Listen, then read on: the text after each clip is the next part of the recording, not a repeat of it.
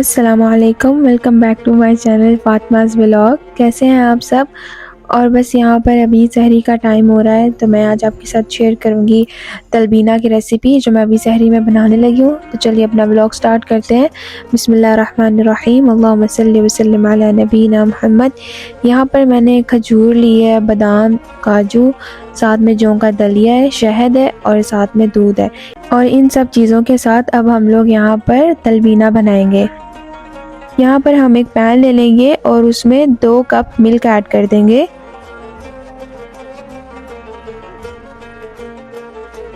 जब तक दूध बॉयल हो रहा है हम लोग यहाँ पर अपना दूसरा काम कर लेते हैं। जो मैंने आपको खजूर और बादाम, काजू दिखाए थे, बस हम यहाँ पर उसको बारीक सा काट लेंगे और उसके बाद हम जैसे ही दूध गर्म हो जाए उसके अंदर ऐड कर देंगे। यहाँ पर दूध अच्छे तरीके से गर्म हो गया। अब जो खजूरें हमने काटी हैं वो हम इसके अंदर डाल देंगे और इसको सिर्फ हम लोग 15 टू 20 सेकंड के लिए इसमें कुक कर लेंगे और उसके बाद हम इसके अंदर जौ का दलिया ऐड कर देंगे। मैंने यहाँ पर 3 टेबल स्पून जौ का दलिया इसके अंदर डाला है। अब हम इसको अच्छे से मिक्स कर लेंगे। मैंने इसके अंदर शुगर बिल्कुल भी ऐड नहीं की क्योंकि इसमें हनी भी ऐड होगा और अभी मैंने यहाँ पर इसमें खजूरें भी डाल दी हैं, तो इसलिए चीनी डालने की ज़रूरत नहीं है। बस अब हम इसको 5 मिनट के लिए कुक कर लेंगे लो फ्लेम पर। जैसे ही इसकी कंसिस्टेंसी इस तरह की हो जाए या हल्का सा थिक हो जाए तो बस आप इसका फ्लेम ऑफ कर दें। यहाँ पर मैंने दलिया प्लेट में निकाल लिया और बस जो हमने ड्राई फ्रूट कट किए हैं वो हम इसके ऊपर ऐड कर देंगे और इसके ऊपर हम अब थोड़ा सा हनी ऐड कर देंगे। यहाँ पर हमने इसके ऊपर हनी ऐड कर दिया है और मैंने थोड़ी सी स्ट्रॉबेरी और बनाना भी कट करके इसमें ऐड किया है। ये टोटली ऑप्शनल है बट इसका टेस्ट इसके साथ मज़े का लगता है। अगर आप भी ट्राई करें तो आपको पसंद आएगा। यहाँ पर हमारा तलबीना जो है वो बिल्कुल बन के तैयार हो चुका है। बहुत मज़े का आप देख सकते हैं और इसकी लुक भी कितनी खूबसूरत है।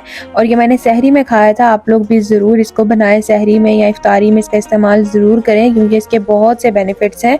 जैसा कि हदीस में है, क़ाल रसूलुल्लाह सल्लल्लाहु अलैहि वसल्लम तर्जुमा, आप सल्लल्लाहु अलैहि वसल्लम ने फरमाया, तलबीना मरीज के दिल को सुकून बख्शता है और गमों को दूर करता है और जिस्म की कमजोरी को ख़त्म करता है। आप भी ज़रूर इस रेसिपी को ट्राई करिएगा। अपने इफ्तार या सहरी में किसी एक में ज़रूर बना के खाएं। ये बहुत मज़े का और बहुत अच्छा बनता है। बस अभी मैं यहाँ पर सहरी कर रही हूँ और ये है जी नेक्स्ट डे का व्लॉग। अभी यहाँ पर बस मैं थोड़ी सी सफाई कर रही थी और उसके बाद टाइम हो रहा था इफ्तारी का और मैं इफ्तारी बनाने के लिए किचन में आ गई। आप लोग भी कमेंट्स में ज़रूर बताइएगा आप सबका रमज़ान कैसा जा रहा है। हमें भी अपनी दुआओं में ज़रूर याद रखें। अल्लाह ताला आपकी हमारी सबकी इबादत को कबूल करे। और बस यहाँ पर अभी मैं फ्रूट चाट बना रही थी। मेरे भाई ने आके कहा कि नहीं, आज ऑरेंज वाली चाट नहीं बनानी, आज क्रीम चाट बनाए। तो बस फिर प्लान चेंज हो गया और फिर मैंने क्रीम चाट बनाई। पर मैंने सारा फ्रूट कट कर लिया लेकिन कीवी को मैंने कट नहीं किया क्योंकि वो एंड पे जब हमारी क्रीम चाट रेडी हो जाएगी तो हम क्रीम के ऊपर डाल देंगे। क्योंकि अगर हम लोग अभी उसको चाट के अंदर कट करके डाल देंगे तो वो बहुत ही ज़्यादा क्रीम के अंदर सॉफ्ट हो जाएगी और उसका जूस सा बन जाएगा, इसलिए हम लोग उसको अभी ऐड नहीं करेंगे। यहाँ पर मैं नादी की क्रीम यूज़ कर रही हूँ। आपको जो पसंद है आप वो भी यूज़ कर सकते हैं। यहाँ पर इसके अंदर मैंने 2 table spoon sugar, 1 teaspoon chaat masala और 1 टीस्पून ब्लैक पेपर ऐड किया और अब हम इसको अच्छे से मिक्स कर लेंगे। बस मैंने इसके अंदर थोड़ी सी लबन ऐड की थी क्योंकि ये बहुत ही ज़्यादा थिक है। यहाँ पर हमारी क्रीम चाट तैयार हो गई है। बस इसके ऊपर मैंने थोड़ी सी लबन और ऐड की है, साथ में ब्लैक किशमिश और बादाम, साथ में काजू और उसके ऊपर मैंने थोड़ी सी रूह अफ़ज़ा ऐड की है। इससे इसका कलर भी अच्छा लगता है और टेस्ट में भी बहुत मज़े की है। ये ऑप्शनल है बट आप ज़रूर ट्राई करिएगा, ये बहुत मज़े की बनती है इस तरह।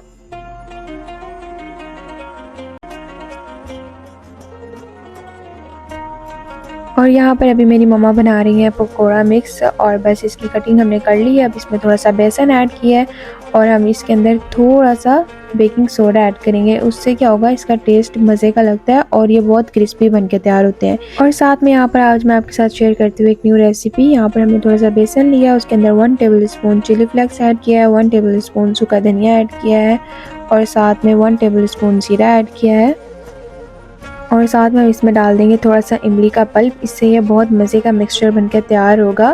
साथ में इसके अंदर मैंने थोड़ा सा लेमन ऐड किया है और थोड़ी सी कलौंजी ऐड की है। जिस तरह से हम यहाँ पर तैयारी कर रहे थे उसी तरह से हमने पकोड़ा मिक्स के अंदर भी यही सब मसाले ऐड किए हैं और अभी आप यहाँ पे देख सकते हैं हमने इसके अंदर बिल्कुल थोड़ा सा पानी ऐड किया है। आप भी जब पकोड़े बनाएं तो बस उसमें थोड़ा सा पानी ऐड करें। अगर आप बेसन को बहुत ज़्यादा पतला कर देंगे तो आपके पकोड़े बिल्कुल भी अच्छे नहीं बनते, इसलिए आप कोशिश करें कि मिक्सचर बिल्कुल थिक रखें इस तरह से।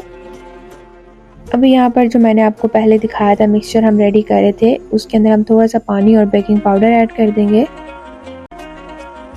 और इसको अच्छे तरीके से विस्क की मदद के साथ मिक्स कर लेंगे। और जो मिक्सचर अभी मैंने आपको बनाना सिखाया है वो हम लगाएंगे यहाँ पर इस तरह ब्रिंजल्स के ऊपर। मैंने 2 शेप में ब्रिंजल्स को कट कर लिया है। हम इसके अंदर अच्छी तरह से इसके मसाले को लगाकर इसको हम फ्राई कर लेंगे। इस तरह से हम सारे ब्रिंजल्स को मसाले के अंदर लगाकर फ्राई करते जाएंगे एक एक करके। और यहाँ पर ब्रिंजल्स को मसाले में लगाने के बाद मेरी मामा ने इसके ऊपर थोड़ा थोड़ा सा धनिया लगाकर इसको फ्राई किया। इससे इसके कलर बहुत ज्यादा प्यारे आएंगे। इस तरह से जब भी आप कुछ फ्राई करें तो आप उसको किसी दूसरे बर्तन में टिश्यू या बटर पेपर रख के फ्राई करके उसमें निकाल के रखें, ताकि जितना भी ऑयल उसके अंदर है वो सारा निकल जाए।